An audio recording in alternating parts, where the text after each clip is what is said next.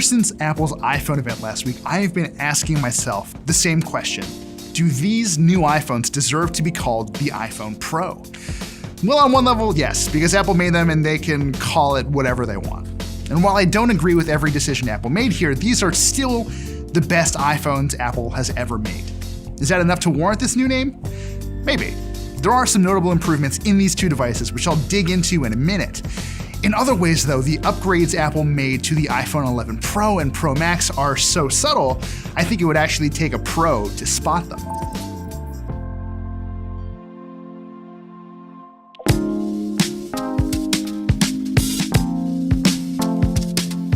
Before we go any further, let's just get a couple things out of the way. Apart from their different size screens and a really clear difference in battery life, the iPhone 11 Pro and the 11 Pro Max are basically identical. They use the same A13 Bionic chipset, they all have the same cameras, they both run iOS 13. You get where I'm going with this.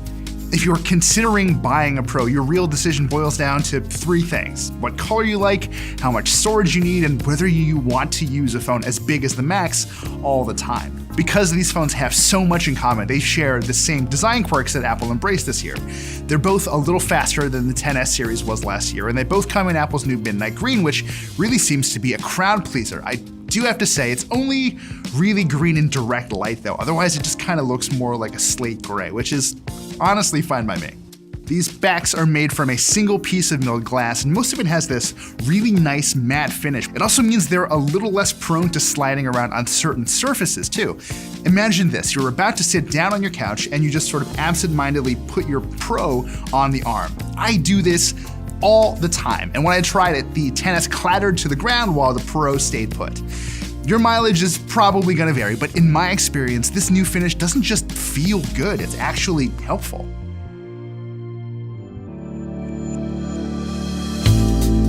I wasn't too worried about the worst case scenario of dropping this thing because the Pros use what Apple calls the toughest glass you'll find in a smartphone, and there's reason to be skeptical there. I honestly can't test that without trying to destroy phones I do not own. That said, my Pro test units have already withstood some accidental drops. Just keep this in mind though, tough in this case seems to mean the glass won't shatter. It's still pretty easy to scratch, so a screen protector is probably a good idea.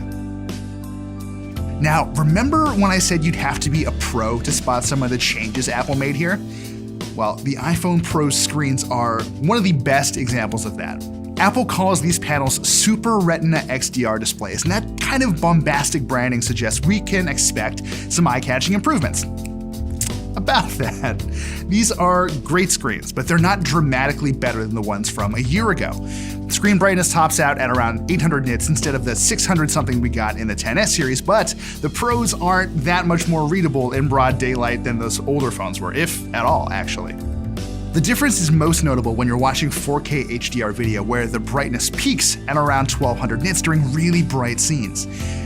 Even then though, you're not going to notice the difference unless you have the new expensive phone right next to the old expensive phone. That's not all. Remember 3D Touch, that pressure-sensitive screen tech that Apple pushed for a few years?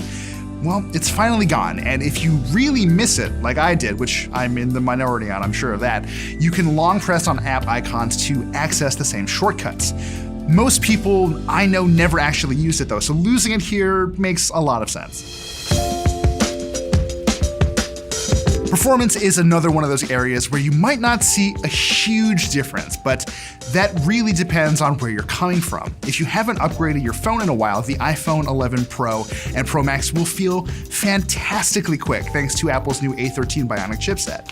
If you're coming from last year's flagship iPhones though, the difference is much more subtle. Apps launch a little bit faster and graphically intense games load a little quicker, while multitasking feels just a touch more seamless. The A13's power might be more noticeable if you're using certain heavy-duty apps.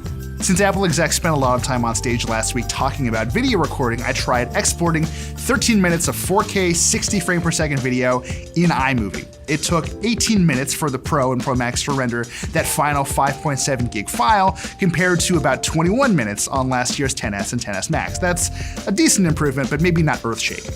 I'm never gonna complain about improved performance, but just don't expect to be totally blown away if you've been using a recent iPhone. With all that said, some of Apple's changes definitely stand out.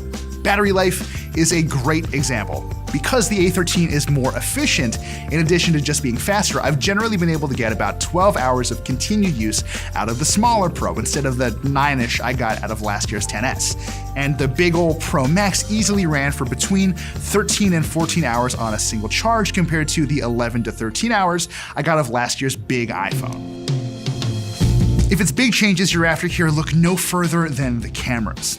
We've got 3 rear 12 megapixel sensors in the Pros, the standard wide camera with optical image stabilization and an f1.8 aperture, the telephoto with a slightly wider aperture this year and a 2x optical zoom, and the new ultra-wide camera that captures a 120-degree field of view. The best results tend to come from the standard wide camera, which is a good thing since it's probably the one you're going to use most often. It's by far the fastest of the 3 to lock onto your subject, especially in low light, and it delivers what I think is the best mix of color and detail of these 3 cameras. The telephoto is no slouch though, and it's actually really good at rendering fine details, even though it's a little less capable than that wide camera in the dark. It would have been nice to see Apple push this thing past the 2x optical zoom limit, but it's still a really handy tool to have whenever you need it. So what about that new ultra-wide camera? Well, it's mostly good.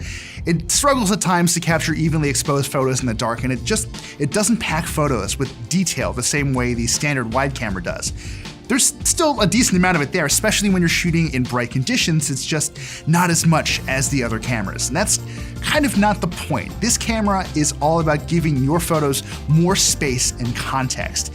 If you're worried about clarity more than anything else, you might be a little disappointed, but in my experience, it is a great utility player for when you want to shoot a sweeping vista or when you just don't have much room to move. In other words, it's good enough for what it's supposed to do. They have their quirks, but by and large, these are excellent cameras, and I know some of you are probably wondering how they stack up to competitors like the Note 10 and the Pixel 3. Honestly, it's kind of hard to make definitive statements because they all kind of have different motives. Samsung cameras process photos to have very vivid colors and lots of detail, so your photos almost look like an idealized version of what you actually shot. Apple's 3 cameras here are geared more towards capturing the world as you see it, even if features like Smart HDR selectively amp up the color and exposure more than it used to. And Google's Pixels, well, they sort of land somewhere in between those approaches, though that could change once the Pixel 4s come out. Let me put this another way. The photos I took with the Galaxy Note 10 are the ones I'd most like to post on Instagram with the no-filter hashtag. The photos I shot with the iPhone 11 Pros are the ones I'd most like to throw into Lightroom and have some fun with. Which phone actually takes the best photos is a matter of preference, I think, but Apple's cameras here are clever and capable enough that you won't really feel like you're missing out on anything. There are just a few other additions I should point out here. QuickTake makes it easy to switch from framing up a photo to shooting a video by holding the shutter button down. There's also a high key light mono setting for the portrait mode, which snaps a black and white headshot of your subject with a bone white background. These results can be pretty impressive, just as long as you make sure no one's behind your subject. Otherwise, the camera turns them into literal ghouls that will clutter up your shot. Apple also added a night mode this year, which works pretty differently compared to what you'd see on a Samsung or a Google phone.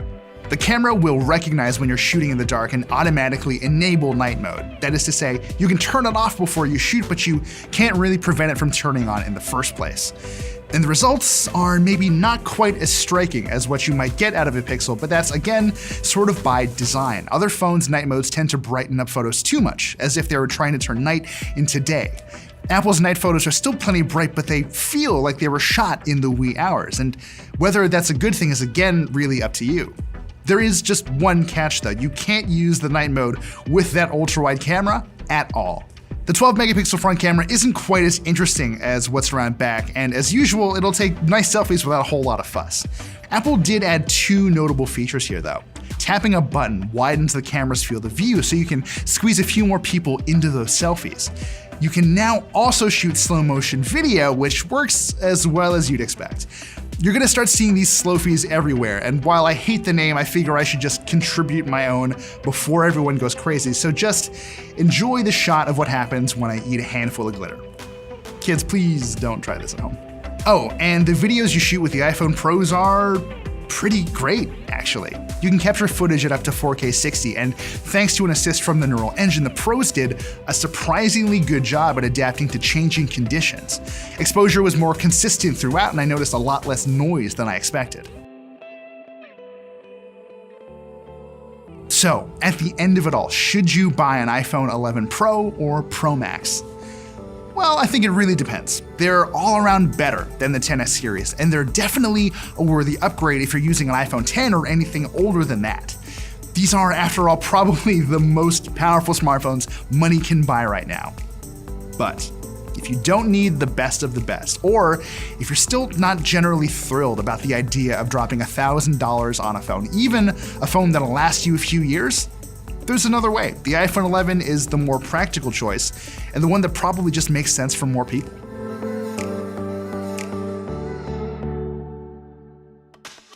I've spent a lot of time testing these new phones, so I really appreciate you guys taking the time to watch our review. If you have any feedback or if you have any further questions you want us to try and dig into as we continue covering these devices, definitely let us know and be sure to subscribe.